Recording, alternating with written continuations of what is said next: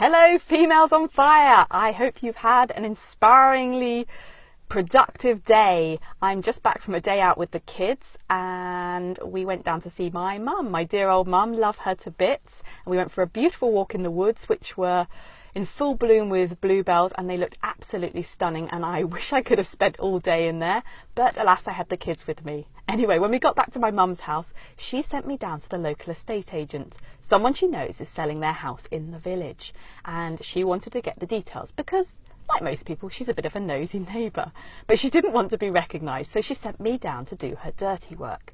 So I went into the estate agent and I asked for the details, and I didn't know which house it was at first, but I knew the road and I knew the price point it was selling at. So the lady found the brochure, she gave it to me, we talked about the weather, and then I left. Simple as that. But what's wrong with that, you're probably saying? Well, what a wasted opportunity for that lady. She didn't ask me one single question.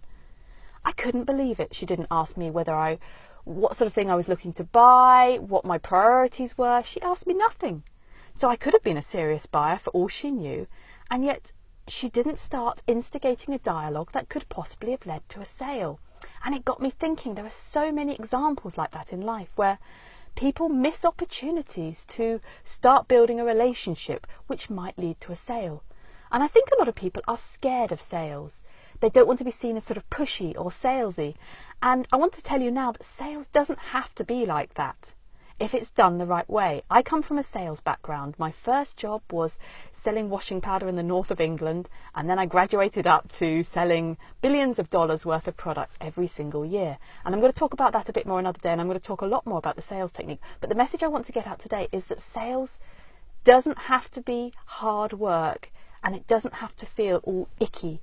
It should be a very, very natural part of a relationship that you have with your customers or your clients. Now, I talk a lot, and you hear a lot of other people talking about the know, like, trust triangle. People won't buy from you if they don't know you, if they don't like you, and if they don't trust you. That's why I also talk a lot about content creation, because if you're not putting content out there, how are people going to get to know you?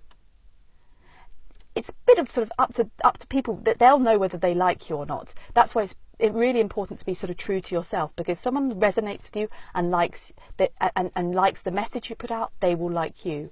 And then the trust factor. Do they see you as a genuine person who can really help them?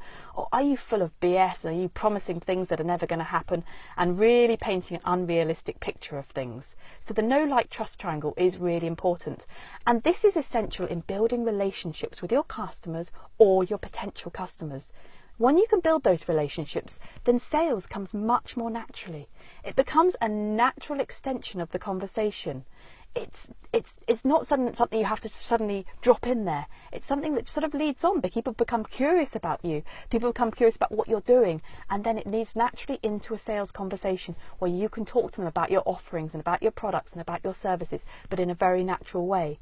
So I want you to think today a little bit about the type of relationships that you're building with your customers. Do they get to know you as a person? Do you understand them? What do you do sort of to get to know them better, to understand them better? Which part of the know, like, trust triangle are you focused on whenever you're talking to people, whenever you're putting out content, whether it's a video, whether it's a blog post, whether it's an email? Let's think about those things, and let's start being confident in our selling. You should always be selling. You're in business to sell. But let's do it in a way that feels right for you and feels natural for you and feels right for your customer. So we're going to talk a lot more about that, but I just sort of want to get that seed of thought in your head that sales is not icky, it's not yucky, it's a very normal thing, and it's not a very difficult process. So embrace it, and I will come back with some more tips on sales in the next couple of days. Okay, take care. Bye.